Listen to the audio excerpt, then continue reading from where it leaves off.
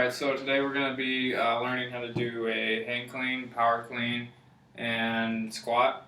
The first one that we're going to do with this style here is the hang clean. You're going to want your person or client to practice this with no weight.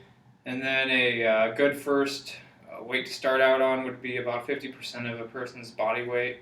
And it should feel a little bit more natural when you get to that point. This with the dowel might feel a little unnatural with no weight being on there. Progression that you're going to do, it's going to be a series of 3 progressions here that we're going to do.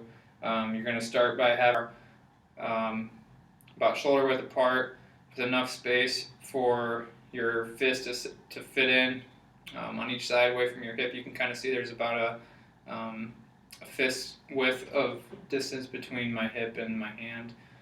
And then you're going to get your feet about shoulder width apart. And the really important thing about this movement pattern, this lift, is the hinging at the hips. So at the hips, hinging at the knees, exploding up onto your toes, pulling up past the waistline. Okay, so that's the first progression. Progression is same thing. You're going to hinge at the hip, get a slight bend in the knee. So we're going to explode up and pull up, keeping our elbows out to the sides. So we'll do that again. Explode up. Okay. So that's that step. And then the final step, which is pretty difficult, might be the hardest step for people to get the hang of, because it involves a quick transition to get the elbows underneath. Looks like this.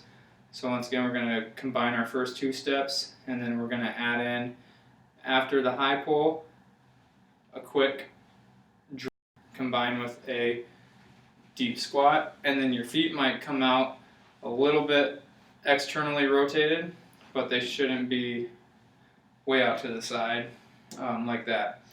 So let's go over what that looks like here. I'll demonstrate. Nice bend in the knees, bend at the hips, shoulder width. Then we're going to explode up, deep squat, and push up.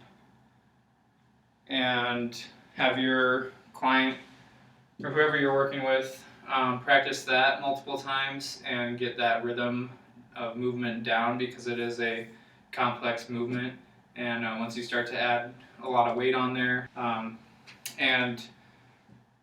if you can master those steps, then you should be able to perform the hang clean safely and effectively.